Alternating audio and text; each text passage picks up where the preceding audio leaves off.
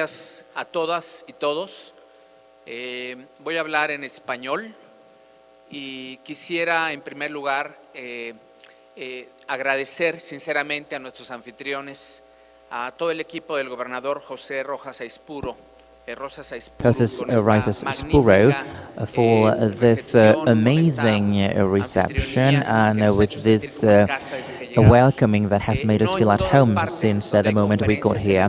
Not everywhere where we have conferences we get to be treated as the way we have been treated here, and I would like to acknowledge this. I was tempted to make a joke about we needing some affirmative action as to balance gender, the gender of the components of this panel, but the truth is that what I would like to tell you is about a couple of ideas that have been linked from the very beginning in terms of what we were asked to share with you. What you see on the screen, at least what in my life, for me, this is the quote that describes what, I think it tells us a lot.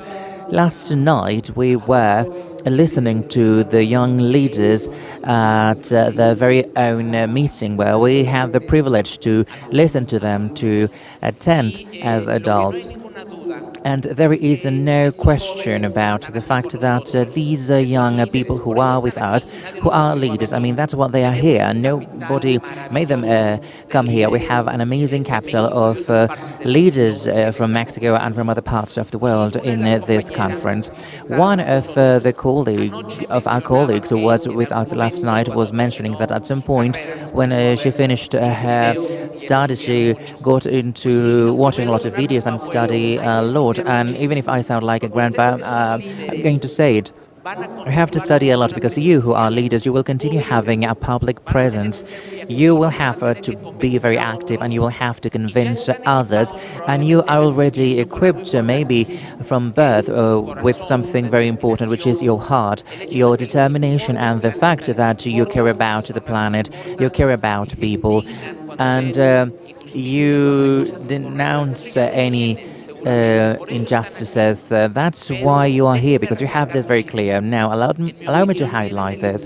In my opinion, you have the obligation to study a lot, not just in the sense as we were told by our parents when we were little, but to be experts on the topics that you are discussing. You will not be legitimate nor credible if you only undertake to convince people with your engagement at heart.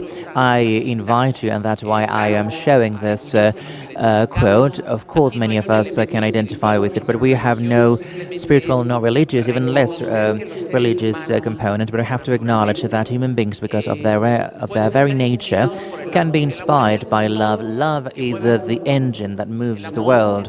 It's the drive that moves the world. Is what creates leadership in the world. And I am sure that many.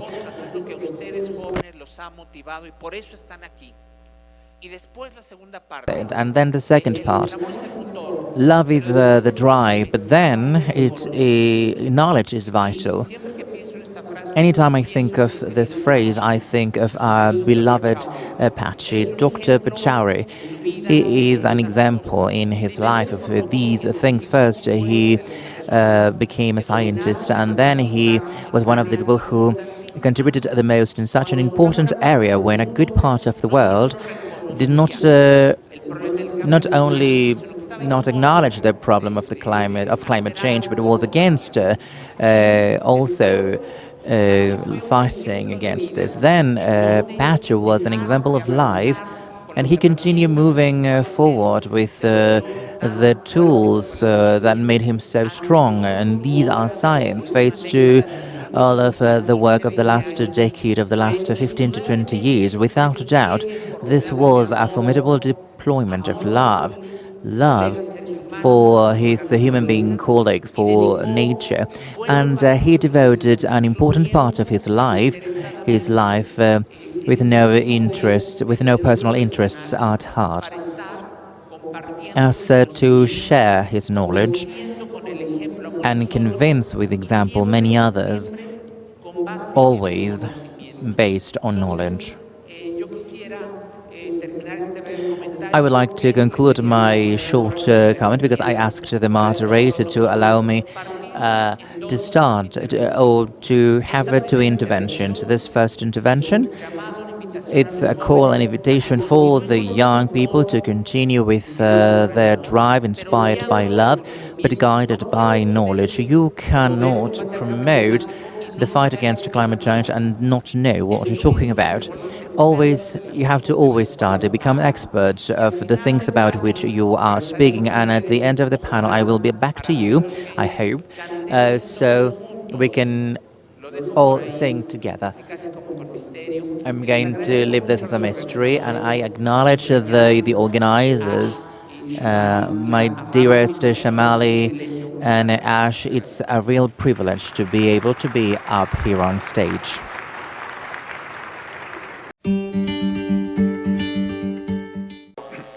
I was invited to speak about the visionary leadership, I believe, in economies in transition, since Slovenia is one of the countries which are sometimes called countries in transition. But then again, I have to emphasize that transition is actually our common destiny. We live in an era where 200 years of carbon-based development is coming to an end, and the new era is approaching. So we are all part of transition, and those transitions take place differently in different countries. I'll say a few words about Slovenia in a short while, but we have to proceed from the fact that transition is our destiny. As president, I realized that for young people this is not difficult to understand. Wherever I went, to people small as children to their maturity age, there was no problem in discussing the question of environmental issues, sustainability, global warming, climate change. They seem to be very familiar and very persuaded about the direction in which we need to go. So that is there. Persuasion is already there. And people like you have contributed already a lot to that situation in which we have to think clearly about what are our tasks, what is the policy that people who understand the importance of transition to post-carbon development, what are the priorities, what are the tasks that we have to support. Yesterday I listened very carefully to the whole discussion during the day, which gave quite a number of very good ideas, and I would like to recall the thoughts of Ricardo Lagos, former president of Chile, who spoke about the need, when measuring progress, to add emissions per capita as one of the measures. Now that in itself will not change anything, but will strengthen the awareness of where the progress is and how to go that direction. Then he spoke about the need of emphasizing policy and legislation as critically important ingredients in change and transition today, and importance of involving business in a very innovative sense. Later in the day, we heard two speakers from two different environments, Omar Ramirez from Dominican Republic and Mike Wren from South Australia, and they gave us a wonderful explanation of what does it take to be a policy maker in our era, starting with ambitious goals and being committed to those ambitious goals. That's a vital prerequisite. And then something very important. Mike Wren spoke about the need to define a set of measurable interim targets, have him legislated, and then implement it in a responsible manner. I insist, measurable interim targets. That's extremely important in our era. We do not have to think too much, I think, nowadays about persuading the general public. The general public is persuaded. What the general public expects from policymakers are precisely these sort of things: interim objectives, clear policy, responsible commitment to implementation, and of course responsibility in leadership. Now, this is something that I wanted to say by way of introduction to 2 points that I would like to make as the core of my presentation today. First, Slovenia is part of the European Union, and therefore European Union is the kind of policy framework within which the most important decisions are being made these days. As you know, European Union is committed to a long-term goal to 2050 to end up with zero net emissions. Right now, and this is very important, European Union is fully engaged in this interim phase, in defining the targets between now and 2030, the interim phase, the interim targets, and to legislate them. As we speak here in Durango, people in Brussels are discussing the questions of European climate law, which will put in specific legal obligations the interim commitments that are still not fully agreed to. So the European Union is finding itself in a very important moment right now. There are different views on what should be achieved in this period until 2030. Currently, the conservative estimates are 40% of greenhouse gas emissions is possible. Ursula von der Leyen, the President of the European Commission, would like to have it at the level of 52%, and the environmental activists say 65% if we want to preserve the 1.5 degrees Celsius raise of temperature as an achievable objective. So you can see that there are still considerable differences as far as the definition of goals are concerned. And then, of course, there are also differences between countries. I'm coming from one of the countries in transition, but there are other countries in transition which have much more serious problems to resolve if they want to follow this path. Poland, a country which is very heavily dependent on coal, has some of that problem. Then even Germany, a country which is well developed, but still very dependent on the existing automobile industry, is very cautious about the objectives and costs and so forth. So it is not going to be easy. And the task is a complex one.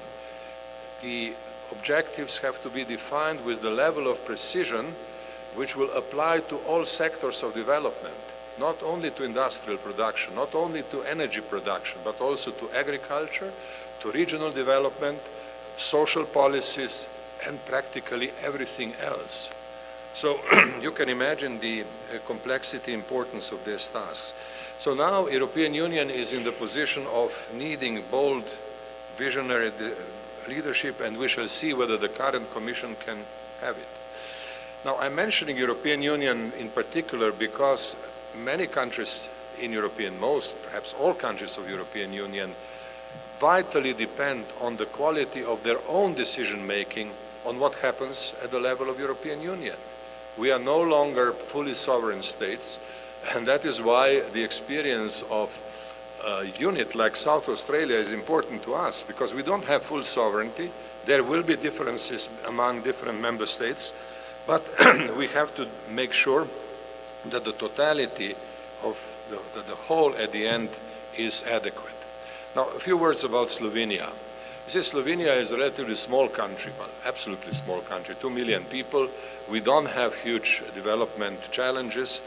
We are placed according to the Human Development Index of the United Nations Development Program.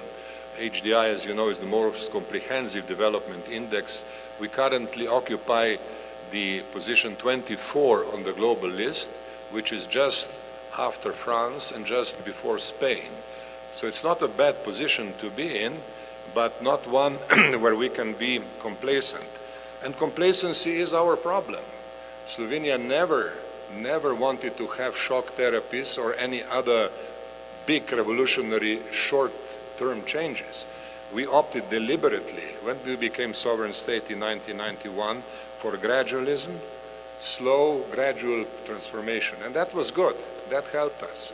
But on the other hand, this was not without a cost. And that cost included the fact that gradualism always breeds complacency and allows accumulation of problems. You don't deal with problems as they arise, but you somehow leave it for a later stage.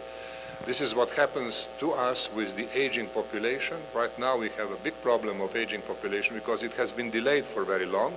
And we have a big problem with our energy balance, because that also was seen as not being terribly urgent, and somehow decisions were delayed. So we now have to deal with problems like this, and energy, of course, is a very central to the question of global warming, to sustainability of our development, and to ensuring that the targets, including the interim targets of the European Union, are going to be achieved. Now, this doesn't go without difficulties. When Slovenia's government proposed its first analytical paper for the purpose, it was rejected in Brussels. Not sufficiently ambitious, not sufficiently forward-looking. So last week, our government adopted a new document called Comprehensive Energy Climate Plan, which hopes to be acceptable given the whole of European Union. And it contains objectives which, in my opinion, are still not bold enough. We talk about the reduction of emissions at the level of 30%, and then 20% would go to the carbon trading. So it's a combination of carbon trading and net reduction of emissions, which is not very ambitious. Then reduction of the use of coal should be, between now and 2030, achieved at the level of 30%. And renewables should rise to 27%, which includes also water-generated electricity. Now here we have a big problem. Slovenia has good water potential, and that is largely used and could be used a little more, but we have very little in terms of solar or wind power. So therefore, we cannot expect big changes as a result of renewables. And here is a problem which I would like to give to you for your reflection further. We shall probably need nuclear energy in the intermediate period for the next decades. And the question of nuclear energy as an energy which is less harmful in some respects than carbon-based energy is something that needs to be discussed very directly and with an understanding of all dimensions. I have been somewhat surprised that I haven't heard much about nuclear energy so far in our conference, but I guess that in the future we have to have more. Since this is my last minute, I would like to say just a few concluding points. First, in Slovenia, we have to use less energy, we have to adjust our habits, we have to adjust our industrial development, perhaps producing less aluminum products, reduce the spending of electrical energy, and we probably will have to build nuclear power plant. In the European Union, we need to coordinate policies in all aspects, including agriculture and regional development, which seem to be further away from the immediate goals of reduction of greenhouse gas emissions, but then again, it's important for the overall balance of the situation.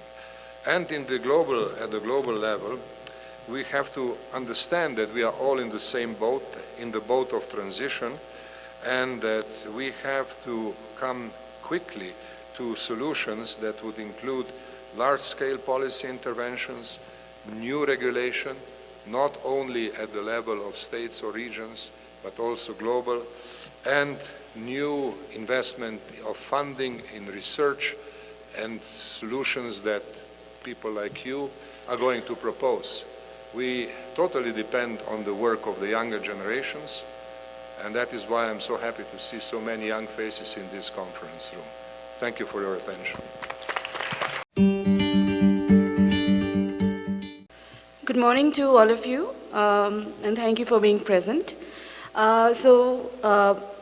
My intervention is going to be based on two countries, developing countries, China and India.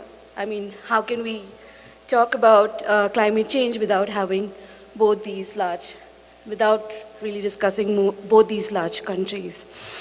So, China and India China consumes 23% of the world's primary energy, and India consumes about 5%. And certainly we know for India, this is going to rise.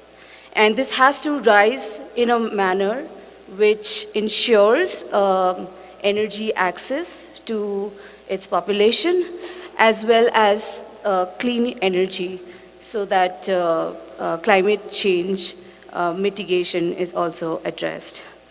What we have seen in the recent times, in the recent decade, that China and India has seen a double-digit growth in CAGR terms for renewables, which is much higher than OECD countries.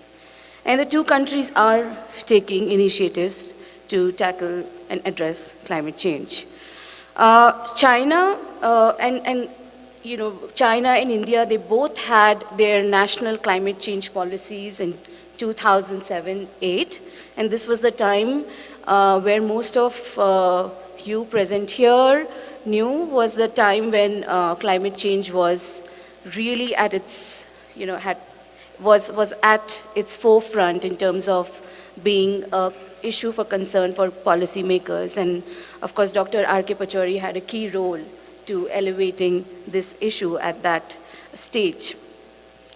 So in terms of finance, China has taken support from both regulatory as well as market instruments. Of course, in China, regulation is much more easy to enforce. So for example, China Banking Regulatory Commission has a policy related to green credits, which is to encourage investments in more green sectors. And in terms of market instruments, it also has domestic trading markets, which has been established in a few provinces and cities. Then we see a lot of science technology demonstration initiatives in China as well. For example, 10 cities, 100 vehicles, 1,000 vehicles, that was for electric vehicles. 10 cities, 10,000 lamps for LEDs and golden sun for photovoltaics. So there are technology demonstration projects in China, and of course this needs to be upscaled, not just for mitigation but also for climate change adaptation. Then in terms of engagement with subnational level, China already has low carbon pilots and low carbon pilots for both province and cities. In India, in terms of the market instruments, we have the renewable energy certificates, which is traded at the Power Exchange India Limited. And in terms of incentivizing states, the subnational or the, which is provinces in some countries, and even the third tier of government, municipalities, India has based its revenue sharing based on performance in terms of forests, renewables, as well as waste management. Then India also has put in place in the Bombay Stock Exchange the GreenX and CarbonX. Of course, while these instruments and this information is out there, the key challenge will be whether investors will actually invest in companies that are performing good in these indices on the stock exchange. So that will certainly be one area to watch out for and for policymakers to push for. Then of course, given that there is a large micro, small and medium enterprise sector in India, and of course the same is true for other large developing countries, there are many financial schemes that incentivize energy efficiency and resource efficiency in MSMEs.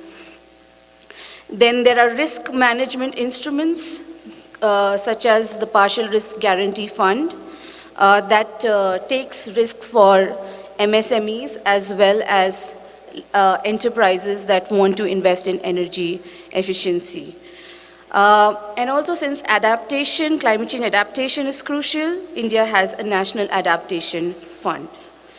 The research in India is still what I feel needs much more push, and this may be the case, and it has already been emphasized by our previous panelists, that there is need for more knowledge. So also in terms of youth advocacy, this is one point for even youth, that they can ask their government to invest more in research in all disciplines, in science, in applied sciences, in social sciences. So that's what that's one area I think it still needs a lot of strengthening in developing countries. The more encouraging news is actually initiatives, for example, in India taken by the state governments. Recently, as a part of one of our projects, we are working with the state government of Bihar and actually working with the finance department there. Because now it's also time, not just for the environment departments, but for the finance departments to come on board.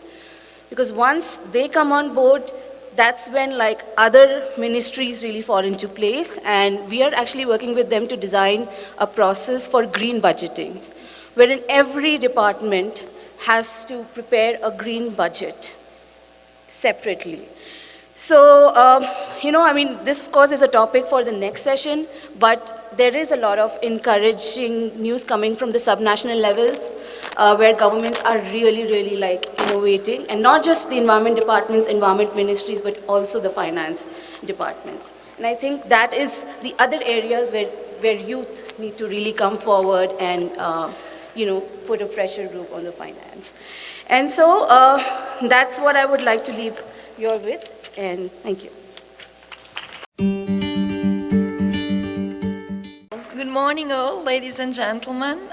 Thank you very much for being here. So East Timor is between Indonesia and Australia, and it's a small island, one of the youngest, and it has been independent since 2002 and is working on its development and considered as the good students from the UN, so we're very proud of it. On behalf of His Excellency Nobel Peace Prize Laureate José Ramos-Horta and myself, I would like to thank the organization for all the work in setting up this important forum, especially to Dr. Ash Pachauri for the excellent job he's been doing. As we have been talking these days, the planet is literally burning. Air pollution is killing millions of people. Flooding and erosion are assaulting coastal areas, destroying infrastructure or rendering them more vulnerable.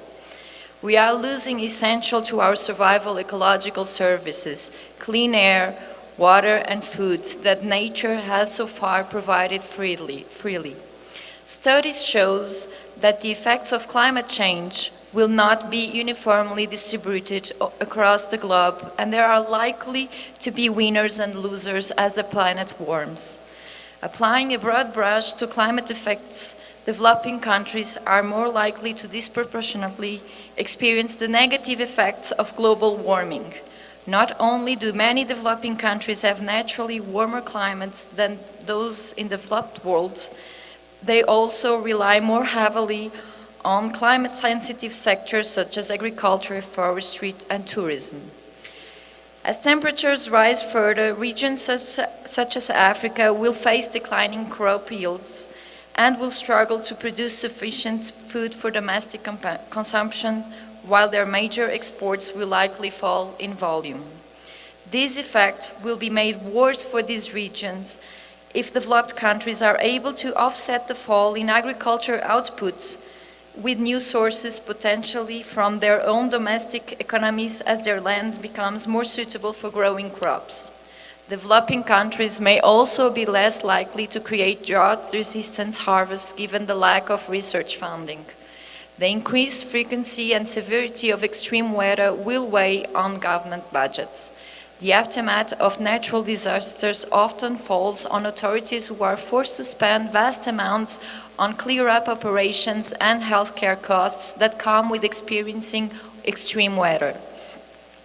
According to the IMF, revenue reductions may also be experienced by countries heavily dependent on tourism or on selling fishing rights, for example. The effects on the developing world are twofold.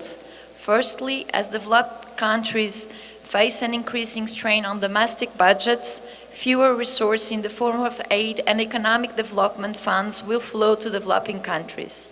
Secondly, the governments of these nations will be forced to channel resources away from productive and growth-enhancing projects towards countering the costs of extreme weather.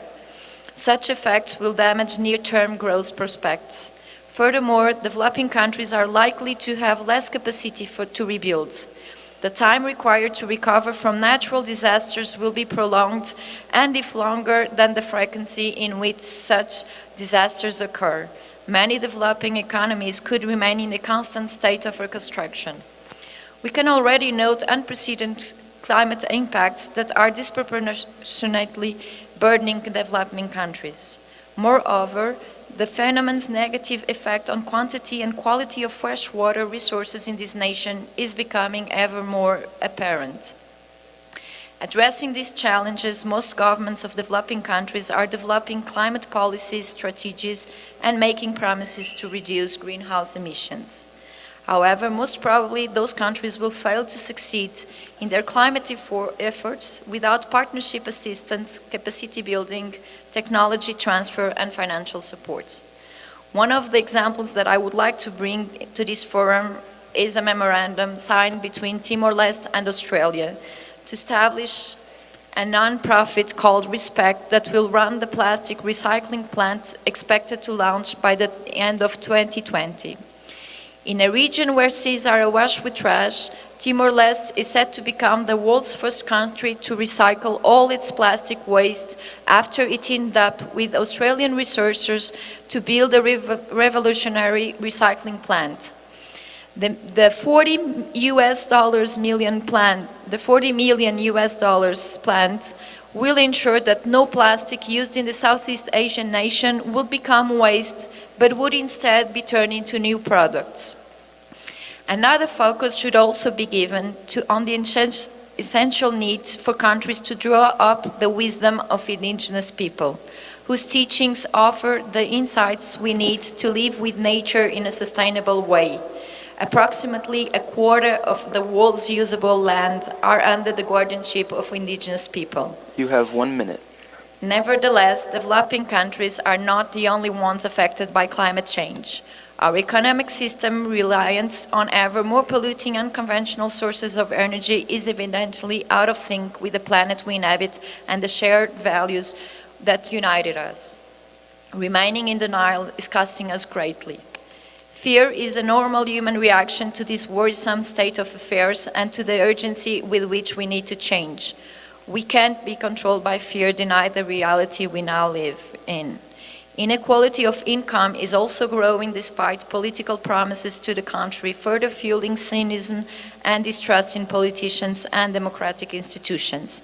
Indeed, we have seen the rise of populist demagogues everywhere preying on our worst human instincts to gain power by fueling division and hate. This is hardly creating a society in which anyone would want to live in.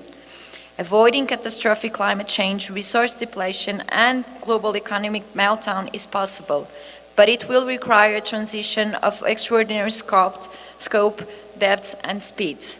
Such a collective endeavor requires each person to do their parts if it is to be succeeded, starting with educating oneself about the issues and voting accordingly. And I believe this doesn't only have to come from governments. It is often said that the sports sector is in a unique position to influence sustainable behaviors among its customers, meaning the fans. I read that the United Nations Framework Convention on Climate Change Secretariat is working with other sports sectors and sustainability experts to discuss the parameters of a climate action agreement specific to the sports sector. The affinity opens a powerful and influential line of trust and communication between a sports team and a fan. Each sport entity is in a position to make a sustainable part of the fabric of the organization to the point where sustainability is the organizational norm and an expected behavior among employees, participants, fans, and all stakeholders. Climate change calls for a collective effort from governments, firms, shareholders, and individuals to both adapt and implement measures to mitigate its effects. We can have a better life for all, a path of economic justice, indigenous empowerment, and integral technology. Thank you very much. I was at a high-level meeting at an organization that is really a leader on the question of climate change. And speaking to no less than a co-president of that exclusive organization, I was saying, we got an invitation to go to Kazakhstan and to really sit down with the government representatives and communities and talk about these issues. He turned around and he said, how does one even get to Kazakhstan? In that moment, I was left with a disheartening feeling, a bitter taste of realization that even for these leaders, there seemed to be unimportant, too distant regions in the world. And at the same time, I realized that by gesture like that, that very same leader cut himself off from resources, people power, and ways of knowing to go forward. Because we're not going anywhere unless we all go together.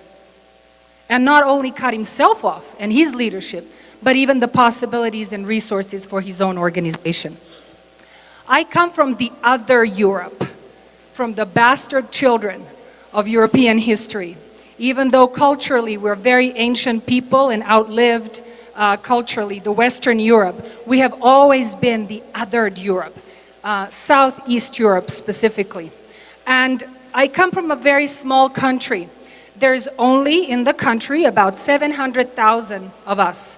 In the suburb of America where I currently reside, that's pretty much the suburb of a big city or Mexico City. There's about 1 million of us outside of the country, and the country that I describe as a lotus of its own, a beautiful, beautiful country with tremendous people, power, and natural resources, right? But it has deep, deep, muddy historical roots. And where I'm going with this story about, some of these destinations that we do not know enough about is that in this world that we live in, there are no inconsequential destinations. There are no inconsequential destinations and inconsequential perspectives and experiences and knowledge. Because only in terms of epidemic or any kind of disaster, migrations or anything like that, that certainly reminds us that we all matter, especially at the times of trouble. So Montenegro is a really interesting country because we experienced a civil war, again, very unusual. Imagine a civil war where you have 4 warring sides, everybody against everybody else. And in the times of that, coming from a kind of warriors, highlanders culture, for the first time Montenegro said, no, there is no foreign invader, there is no oppressor against whom we can clearly say enough.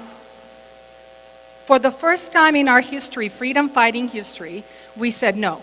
And ended up taking in refugees from all sides. At one point, the pressure on the local population was so tremendous because 12% of the population were refugees from all sides, and we took everybody in at the times of tremendous struggle. 1989 is when the Berlin Wall fell, and we ended up being sort of the sacrificial lamb to the reordering of the world, because we are a strategic point between the East and West, and we certainly are a prized piece of real estate, like I said, really good resources.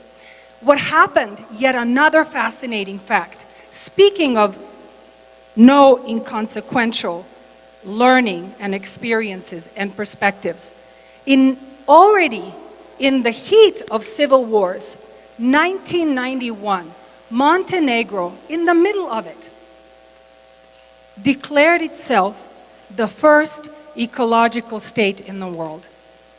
We have a long way to go. But there is a point of reference, just like the very first one that climbs Himalaya and puts that little flag up there. We can't deny anymore that there is a point of reference, that somebody has gone there.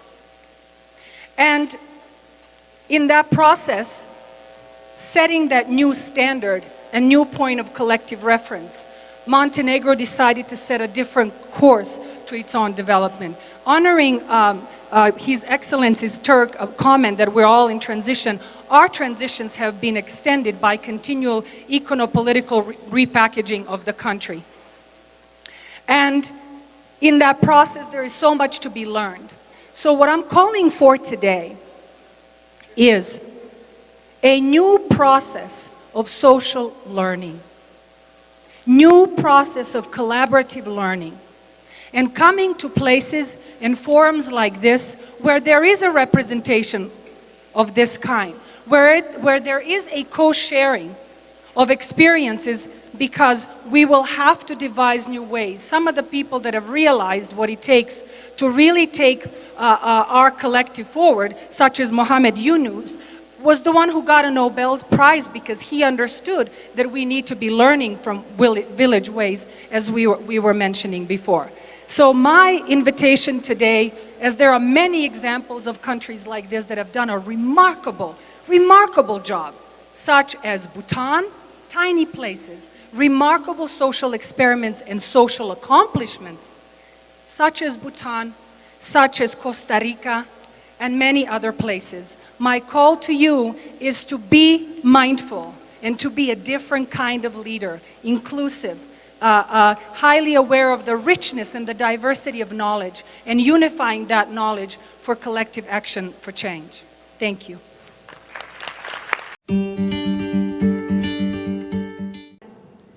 Thank you very much. Well, first of all, I'd like to say that everything that Adrián said caught my attention. It is necessary to have knowledge and heart to carry out our projects.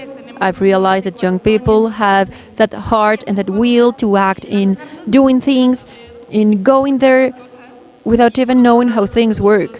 On the other side, adults always want to understand, learn, and know how things are to act next. But what we need is a mixture of both things. So I think that's a very important point that we should take away with us. And that's why we are here in this table. We have young people, people from different generations. To be able to do that exchange. And I also would like to say that the most important SDG is the quality education goal, because it is linked to knowledge, because it is through knowledge that we will achieve all of the other SDGs, like peace, alliance, and the end of poverty. So I would like to invite you to use this forum to generate the synergies, these exchanges. So something that seems to be really funny is that people is waiting for others to do things so that they will do them next. So in this panel, when she started in the sustainability world, everybody said, hey, why are you doing that? What is that? That's so weird. But right now, young leaders are so lucky.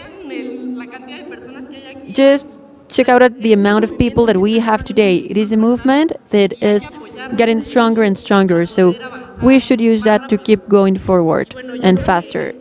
So I think that humankind's problem is that we're always waiting for others to do those things to be able to do them next. So I think that all of the countries, all of the individuals need to use our time to do that. So inside this topic,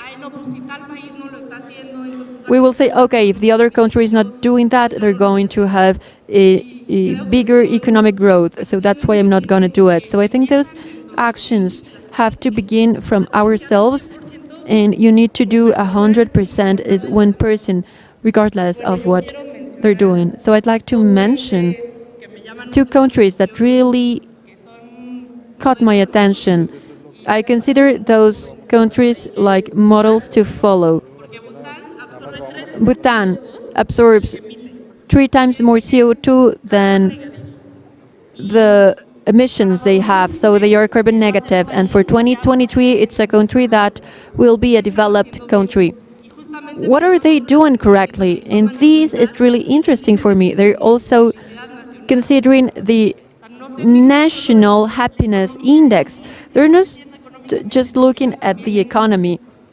They consider their people's well-being, their happiness, the surroundings as something so complex that needs to be integrated in a holistic way. For Mexico, a good example could be India, in the sense of solar energy. What can we learn from India regarding sun power and policies? Because in Mexico we have a big solar power potential, but if we don't foster policies, we'll never reach that potential.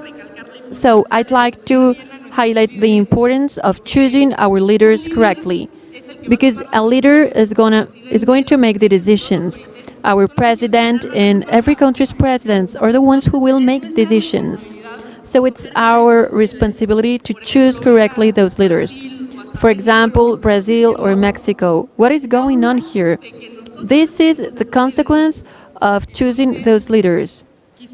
So I would like to close with just one word, that is together, because together we can change the world. Thank you.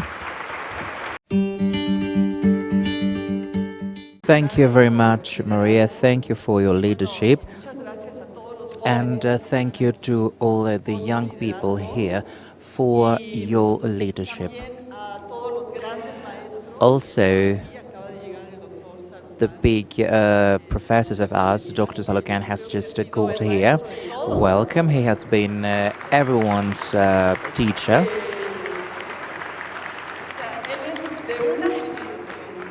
He is from one generation, we are from the next one, and you young people are from the next one that will be following us. You will have us as your teachers.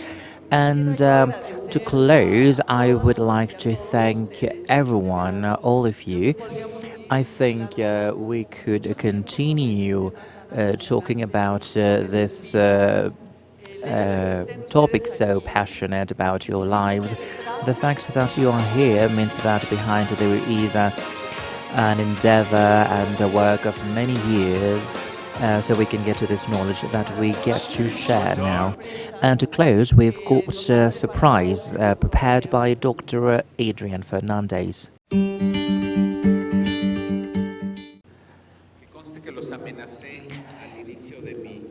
I warned you that I was going, I threatened you about my intervention. That's why I only used 2 or 3. And this event has to be a huge celebration of life, of the work of Dr. Pachauri.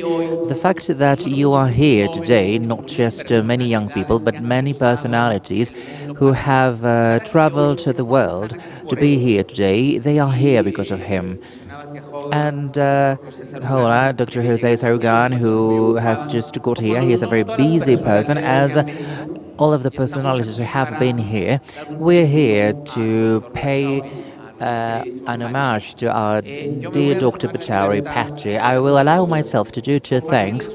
I want to share something with you, an intimate thing, because you also love Patri a lot, and I'm using the present tense here. And this is part of a song, and I will invite you all to sing. I do not sing, but you will sing it. I was, at one of those occasions where I had the huge honor to be with Patri. Actually, it was lunchtime and we were close to home, and I told him, let's go home. I think there is something to eat. So we went home, we ate at the kitchen, not even at the dining room. In the kitchen there is a small table we called, a dining table. We took breakfast, something quite surely simple, but at the end of our meal, before going to the next meeting, because like you, Dr. Pachauri also had me running all the time around the city, meeting a lot of people and doing things that were worth doing. Of course, we could not tell him no, so there we were with him. And at the end of our meal, I told him, hey, Patri, what kind of music do you like? And then we took the computer out, and he told me, well, for instance, maybe I'm sure it's not his only song, but it's a song that for him meant a lot. And when I want to remember him, I'm going to have it. And it's a ballad song. I must admit that I did not know it when he showed it, but it's only two paragraphs. I'm going to ask you, you're going to sing, to imagine that you are singing with Patchy, his favorite song. If we can have on the lateral screens the video, having the lyrics and the music to see how it works.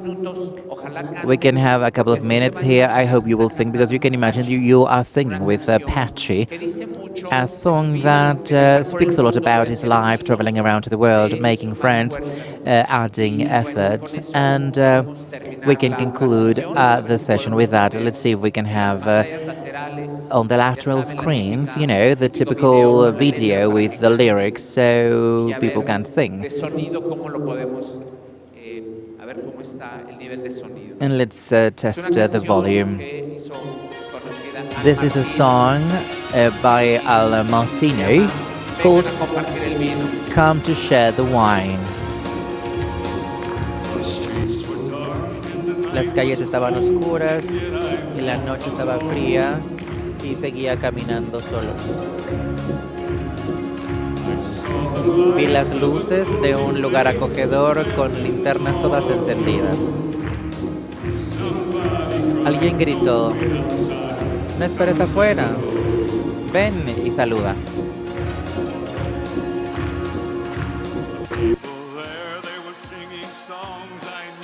When I was young, and from the jukebox I heard the sounds I needed to recall. I sang along with every song, I knew them all.